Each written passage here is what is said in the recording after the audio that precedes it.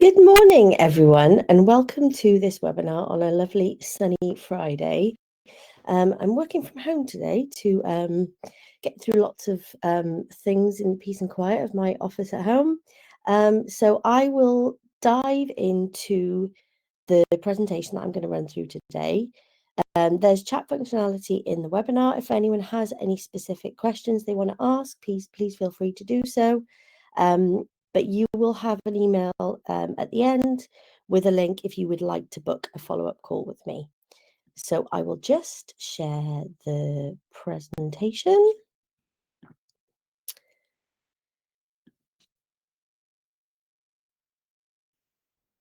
Okay, so we're going to run through the presentation today, which is all about Activ and the concept of being able to offer more for your clients without effectively burning out.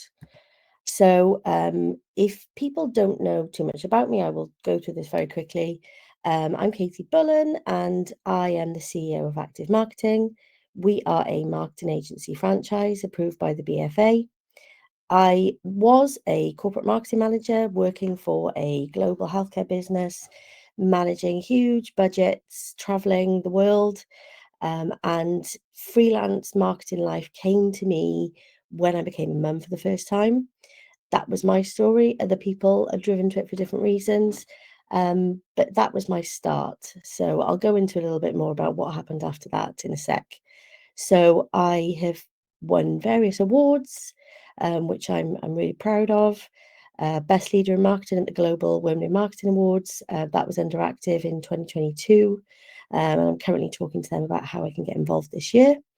And I have been the finalist for the Creative Entrepreneur of the Year at the Great British Entrepreneur Awards for 2 years running. I'm really passionate about empowering entrepreneurs. Marketing and running a business are two of my favorite things, which I often bore my friends and family with. So for me, working with people to be able to bring that dream to life for them, I genuinely am so passionate about. I'm the marketing columnist for the BFA magazine. I run the Wales group for EWIF, which is encouraging women into franchising, and I'm a judge at a couple of different awards. So that's just a little bit of a snapshot. So just going back to my leap into self-employment. So I came from a family of self-employed entrepreneurs. It was always going to be the route I took, and it was just a case of how and when. So as I said, I had my first baby at 29. He's off to comprehensive school in September, which is hard to believe. But at the time, my husband was also traveling, and I didn't want to also be doing the same.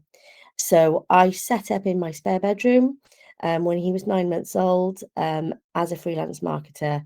And, I knew marketing, but I'd never run a business before. And it was just knowing where to start. So straight away, it was that feeling of isolation, having worked for a huge corporate organization, unsupported. I didn't have a community around me. There was people who'd been doing it longer than I had. But, those feelings of imposter syndrome just came through very thick and fast. Things like brainstorming and templates, legal documents, proposals, policies, all these kinds of things that I had to build from the ground up took time and effort, and it was stressful. I was lucky at the time from a cash flow perspective that I had some day rate clients come on board. But whilst that's good, you very quickly run out of those billable hours and max yourself with a very small pool of clients, which leaves you vulnerable because if they move on, which often when people are bringing people in on a day rate, businesses can find a cheaper alternative either by recruiting or other solutions. So you are vulnerable. And the next point there, dealing with inconsistent and unreliable freelancers. So when you're in that situation where you've got more demand coming your way but no time, I did it, went out to other freelancers to try and outsource some of my client work to them. But that is another stressful situation because you don't have the control. You're probably not going to make much profit on another freelancer. And it's just another level of stress within the early stages of business. and it's not a logical and, you know, consistent way to scale. So for me, I love the freedom of self-employment, but I was definitely missing out on revenue opportunities, and I was on my own and I didn't want to be. So one of my first big projects, and that's me at the front there looking very young. Um, I remember in 2014, it was an ex-colleague that I'd worked with had moved to a different business. She knew my capabilities from a marketing perspective, so she brought me in to her CEO, and we signed off a 3-website project for £5,000, which I was thrilled with. You know, I thought, yes, this is going to be fine. But, you know, the project took 6 months. I massively underpriced it. You know, it was a really inefficient, stressful project for me and for the client. It didn't present myself in the best light. You know, and the tech knowledge that I was lacking was the biggest problem, really. My work-life balance went out the window, and it was a time where I really considered going back to employment. So let's look at some stats. Um, Businesses and freelancers. So businesses view marketing consultants in a few different ways. We did some research earlier in the year, previous to a pitch we were working on. So businesses are often frustrated with inconsistent results and unreliable freelancers. They genuinely want a quality, trusted marketing partner to deliver marketing that is right for their business to help them scale, and they want someone they can trust to do that. They want that one-stop shop, so someone who genuinely cares, and a point of contact who's an extension to their team. Going off to lots of different businesses or freelancers or individuals for different parts of the marketing mix is not what businesses want. So the stats in the research was that 75% of businesses prefer working with one trusted marketing partner. Now, the problem that you have on the flip side is that 30% of consultants struggle to retain clients. So they retain them for a while, some of them, but the ones that, you know, are really looking at that scale position, they don't have enough resource, and also they can't do everything well. So the marketing industry as a whole, there's known to be around 60,000 self-employed marketing consultants in the UK. There is a growing trend towards freelance and remote work. People want flexibility, you know, people demand that more so in life. And the digital marketing industry is expected to grow 8 to 10% annually. So it's an industry where there's a lot of people working in it, there's a lot of opportunity, and it's about approaching that in the right way for you as an individual and in a way that you want your life to look effectively. So SMEs make up 99% of UK businesses, with 70% seeking external marketing support for digital strategy, execution, tactical activity on a monthly basis. And marketing consultants in the UK, they charge anything from £50 to £150, depending on location, experience, skill set, etc. Now, in the research, it showed that established marketing consultants can earn upwards of around £60,000. Now, to build up that client base and to be using your billable hours, you need to be working and using your billable hours to achieve that level. You know, top tier ones with more strategic projects and higher day rates, you know, they're going to be looking to earn more around the £100,000 mark, but high value client engagement. So, you know, the industries that they're working with are industries that have budget, and you know, there's really that opportunity for them to have that longer term partnership. So just a note there, in terms of the earning potential with Activ, you know, we have franchisees that earn much more than that, without necessarily doing any day rate work. A lot of our franchisees don't do day rate work, a couple do. But it's the way our model is set up so that you are maximizing revenue from each client and consistently retaining clients. So just some things I've learned along the way. So look at time check. There we go, powering through. So leading with strategy, I think for any marketing business, you go out to clients and, they think they want one thing. So they come to you with a tactical request, and it might be a website, it might be Facebook, it might be whatever it is.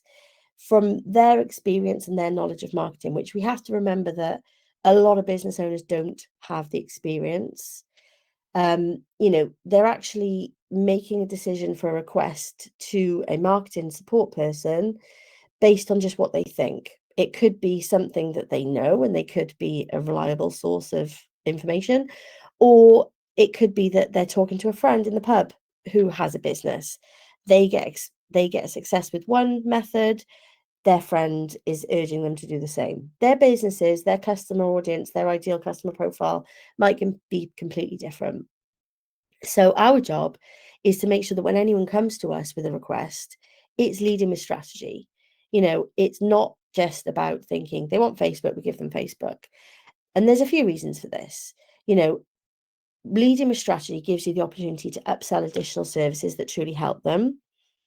The results are going to be better by aligning efforts with their goals. So, if we don't understand what their business goals are, we can't understand what their activity needs to look like.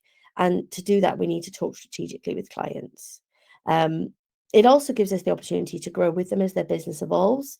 If we look at their business strategically from the point they're coming to talk to us, it's about having that conversation from now until the future, until 1 year's time, 5 years' time, whatever their goal is long term for their business, and how the marketing supports that along that journey. It also gives you more potential to retain these clients long term. You could start doing Facebook for them or give them a website, but if that isn't what's right for their business, ultimately they're going to drop us off as a client because they feel like the activity you've given them hasn't performed. So an example here would be a client asks for Facebook ads, but we consider, is that actually the right approach? So it's all well and good putting some budget behind some paid ads to, get some good reach, but do they have a landing page that converts? Are they targeting the right audience? Would email marketing or SEO be better to approach their ideal customer profile? All of these conversations are going to do all of the things that I've already said in terms of client retention, but it's also making sure that, as a business, we're always acting ethically and with the best interest of the client at heart. So from, just going to move that. Oh, sorry, I've pressed something there. Let's have a look. I've pressed something. Hang on, we're coming back. There we go. So yeah, by shifting the conversation from tactics to strategy, you become a trusted advisor, not just a service provider. So the next slide that I wanted to talk through was this proof, promise, path methodology that has been shared by a very famous YouTuber, which I love to listen to his podcast. But once you lead with strategy, you must use the proof, promise, path approach to guide clients effectively. So the proof in everything we do is showing results, why you are their partner of choice, using case studies, testimonials, or data to build confidence. Instead of fluffy claims, it's about helping businesses double leads in 3 months, and here's how. We've got to promise what we're going to do and set expectations. So marketing is an investment, not a quick fix.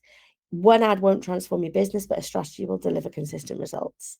It's all about having that transparency with clients and acting from a place of strategy. So the path then is how you guide them forward, being their trusted partner, being accountable and clear on, the journey, how it will look. So yeah, all of these approaches, they help position you as a strategic partner, allowing you to secure more work from a client, more success for a client, which leads to more long-term partnership with a client. This is an example of a client that we work with within our head office team.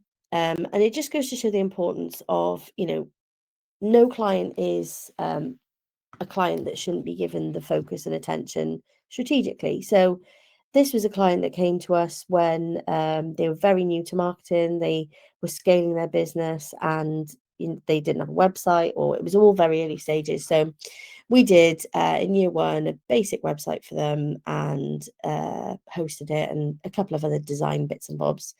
Year two, they were really busy behind the scenes scaling their business. They just paid us to host the website and some small adaptations to that. This year, starting the end of last year, they've become a huge client for us, rising to about 17 grand value, because we were their trusted partner. They got to a point where they were ready to scale from a business perspective and marketing, and we put a full strategy in place, and we're now working with them on a monthly retainer. So that client has really grown because they trusted us, and as they grew as a business, they took us with them. So other growth tips for freelancers.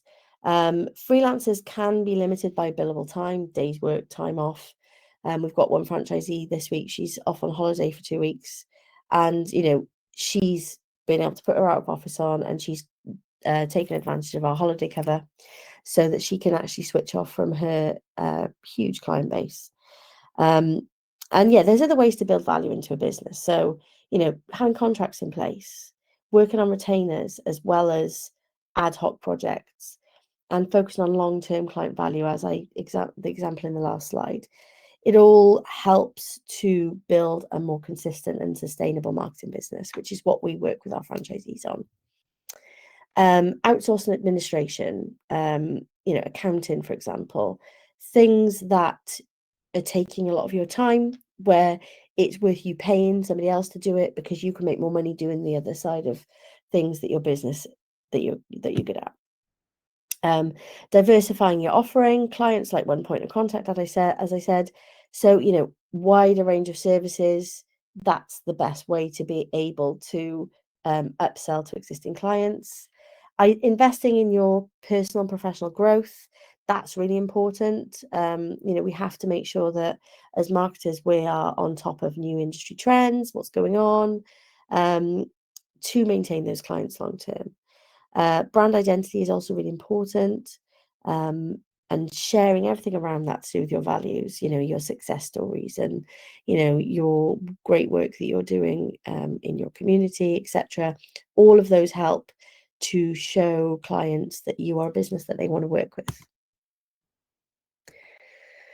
So just a little bit more detail about active marketing specifically. So going back to those slides where I was looking very young and very stressed out by a new single project, I went to franchising because it was the solution I found to my freelance limitations. So for me, it was flexibility. I had to be there for my children. My husband still traveled for work. And yeah, the flexibility that gave me in franchising with a support team around me was brilliant. I wanted the variety that each day brought, but I didn't want that part-time salary and the rules that I had to be, in the office when my child was ill, or, it's different for everyone. But for me, I wanted that flexibility, and I knew I had the skills, the network to, make more money for myself. But I think freelancing on my own, it was limiting. So, I didn't actually know at the time that a franchise model like Activ existed, and that those gaps in what I had could be there from a franchise. So I searched high and low, and active marketing was the one I chose to scale beyond solo freelancing. I could say yes to, everything that I wanted to say yes to clients. So it filled the gaps I had. It gave me structure, training, support, and a rounded offering.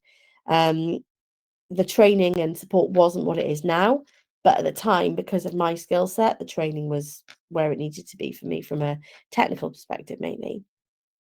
So I could scale beyond billable hours. So working part-time around my children, I could earn much more money because I wasn't just stuck to those hours. I had the team working on other stuff alongside my activity. And I could offer clients more than just me. I could offer them more tech. I could offer them more SEO. And yeah, I got to a point where I had around 50 live clients.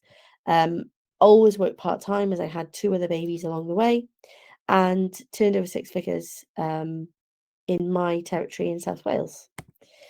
So 2021 came along after COVID. My youngest baby was 12 months old, and an exciting opportunity came along. So I bought out the founder of Activ, and I went from my 50 clients to a network of 1,000 and all the franchisees under my responsibility overnight. So the head office team was small at the time, but between them, they had 28 years experience within the business, as the business originally started in 2008.